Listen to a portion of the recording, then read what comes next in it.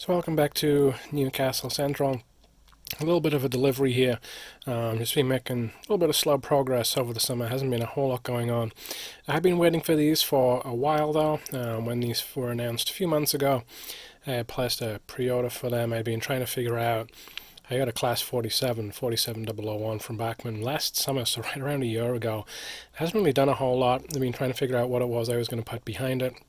And I decided that I've got a decent collection of HSTs in various states of running and not.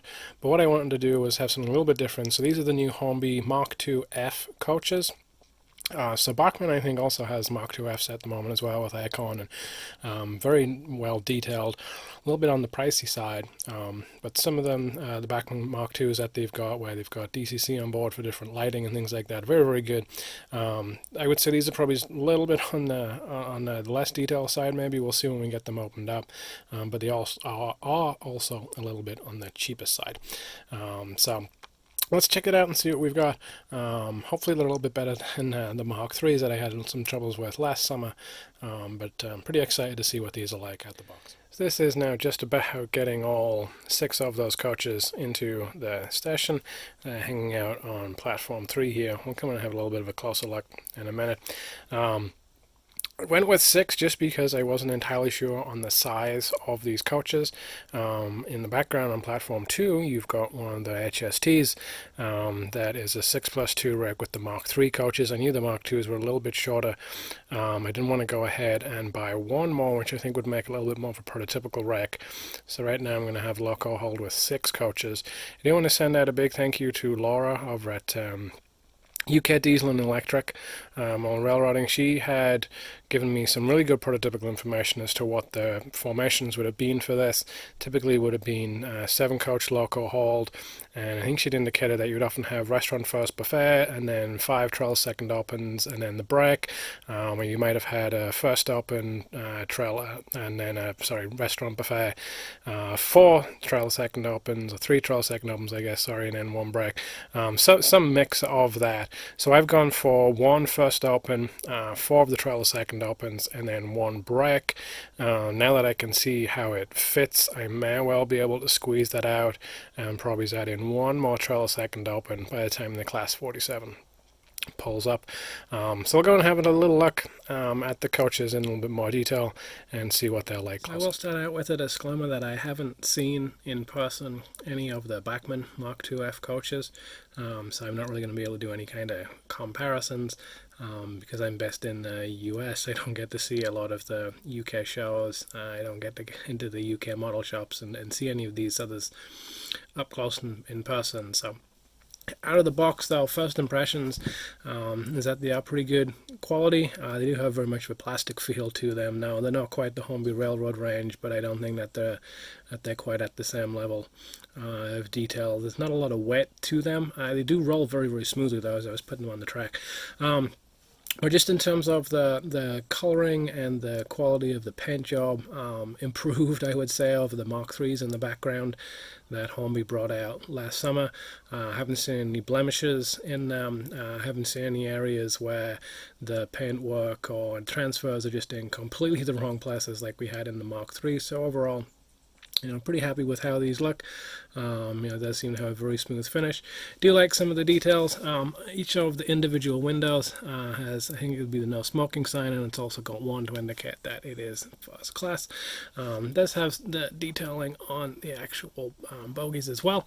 Probably is a little bit too clean, to be honest. I haven't quite taken to weathering anything on 00 scale at least, so that might be one that I do like how they look. It adds a little bit of color to them compared to the Mark 3s that I've got, where they're just very kind of plain, but it doesn't really have an awful lot going on.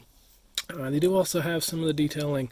It's kind of hard to see here. On the inside, they've got them on both ends. We'll just roll this one forward and we'll come into one of the trailer second opens. So this is 5985. Again, no real problems with any of the paintwork on this. Very smooth. It's still got the individual decals on the windows for no smoking. No indication that it's just a trellis second open, but that's fine. That's kind of what you would expect. And again, same kind of detailing on the bogies. One thing that is a little bit disappointing, although it seems pretty common, is that this is 5985 in terms of rod number. The other trellis second open is then 5988, and so they're the only two options that you have in terms of rod numbers. Had the same thing on those Mark IIIs in the background. I'd looked at some point, maybe he's getting details from who was at Fox Valley, I think, do numbering decals just so we could swap those out. But at least for now, I'm going to end up with duplicate rod numbers, but I don't really care that much. I'm not focused in to, come all the way down and look at the numbers as they're going by and try and check them off in my logbook, but for some people, I could see that. That's a little bit of a problem. Roof detailing is a little bit planned. I don't know if there's anything really that's missing here. I know, again, on the Mark IIIs, when it came to the buffet coach, I didn't have any of the extractive vents and things like that on top. These ones, again, to me, they look a little plain, but I think that they're pretty much prototypical. Nothing that I'm going to complain about. Anyway, so if we roll forward, here's the other 5985, trellis second open, and then the other 5988, trellis second open. And then finally, we'll come to the brake coach. Leave that up there. And again, nicely detailed in terms of, private on the door. I thought there would have been something that maybe would have said God or something else on the back there, but I'm not 100% on that. But again, it's still got decals on the windows, and again, detailing, at least to my eye, is that they then don't continue down there, because that's not where the passengers were going to be hanging out or anything like that. There is detailing, like I had said, on the ends. Let's try and move over as I knock things off the bench. So there is then detailing on the ends of the coaches as well. So it adds a little bit of interest as the train will be moving around. So overall, quite happy with how these have turned out and how they look. Just parked up on the platform, at least. So now let's see if we can move up class 47. Back it up onto these and see what it looks like when they start moving around the layout.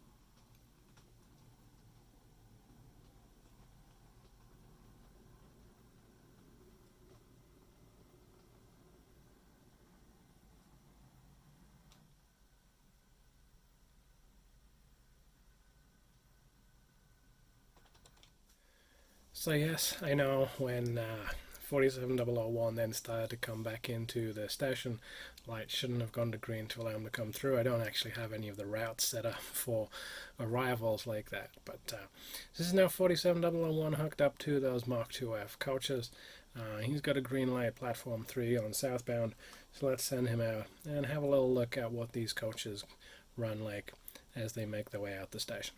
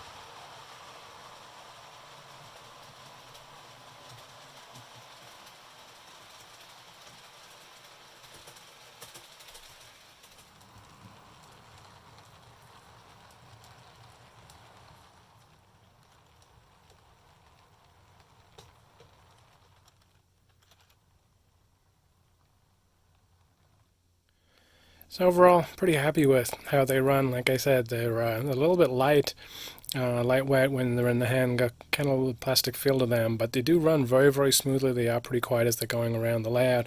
I will say that is pretty nice to actually see something getting pulled behind 47001. It was right around a year ago when I was back in England that I got that really nice Loco. It's got the weathering applied out of the factory. I have had some I guess I've got a handful of very old Lima Mark 1 coaches that I've ran. I don't think I've ever videoed it, but I've had that running around, and I've got some a mix of the Executive Livery Mark 3s, which again aren't really prototypical at all, but just to kind of see something going behind it. And I've never really been satisfied. I've looked at other things as well. I do want to get some more of the HA hopper wagons, and Dapol have some of, I think it's a 20-ton oil tankers at the moment, and I've looked at some of the Hornby 20-ton tankers as well. But for now, I think it gives a little bit of variety, as much as I've said that the layout is always in the late 80s and 90s, and I've always been drawn to the HSTs. It's actually quite a collection of stuff that I kind of remember from my childhood, and a lot of the videos and pictures that I see, it's a mix of things. There was a lot of DMUs, so I've got a 1.0, at 1.1, 1.05.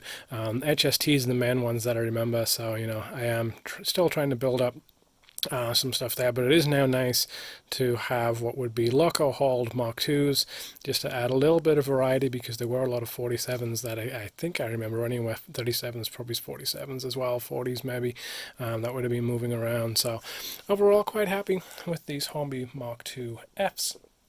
I will probably pick up one more trellis second open now that I can see it parked up. I don't know if it would quite squeeze onto platform 3. I probably have to pull the 47 up a little bit, but certainly no problem onto platform 2. But it would just give me a little bit of variety. I probably could also get into platform 4, which would be this one here, at least with this 6-coach rack. So definitely something to check out. Like I said, it's been a little bit slow progress. Layout-wise, this has really been one of the main things that I've been holding out for. There has been some other work you may have noticed. I do have things like the rods still coming through on a couple of point motors. I've been installing some more of those. So underneath the layout, there's another one back there as well. Been installing some more of the point motors, switching over from those Seeps PM1s that we saw in previous videos, moving over to servo-based motors, going through the Thames Valley Depot, Octocoder, and Octopus 3, and then the Octocoder for DCC control. I did kind of hit a little bit of a stumbling point in trying to figure out how I can then get those Pico surface-mounted points under control as well. That wasn't quite as straightforward as I had hoped it was going to be, so I'm trying to figure out, is there a way that I can use those, or do I need to start getting creative and take those out and then figure out extending point rods or something like that to be able to do servo-based control. So that's kind of slowed me down a little bit. I do have all of the signal gantries printed up for the north side of the station. That's looking pretty bare at the moment because there's not a whole lot going on, and I never really went and finished up any of the ballasting. The north side has kind of been abandoned for a while, but since I've got all of the signal lights here on the south side going, finishing up the point motors on the south side, there was then a few point motors on the north side of the station. I have gone ahead and printed up all of the signal gantries and have started assembling those. I'm at the point where I think I've got a couple more left to do, and then I can spread those up and start adding in the actual signal lights themselves and LEDs, wire all of those up. I've got everything ready for that, but it has been a little bit slow, just over the summer, getting out and kind of doing stuff with the kids. We went camping a couple of weekends ago. We're actually going camping again this weekend. Had a lot of stuff going on at work, and there's another project that I'm working on as well that I may share at some point soon as well. So not a ton of progress on the layout, just little things. There's not a whole lot to really look at, but hope you've at least enjoyed seeing these new Mark II Fs. We'll be back when I've got a little bit more progress to show. Maybe it'll be some more of the point motors in place and then signals on the north side. Exact same process as I had used in the previous video when I was doing all the south side stuff, so probably won't go into a whole lot of detail, which is also why there's not really a lot of videos to show, because I've already kind of gone over the process. But we'll be back at some point soon, hopefully seeing a few more trends running around. So let me know what you think of these Hornby Mk2Fs. Have you got the Bachmans? Have you seen those? Color-wise, how they line up? Let me know your thoughts. So thanks for watching. Take care. Bye-bye.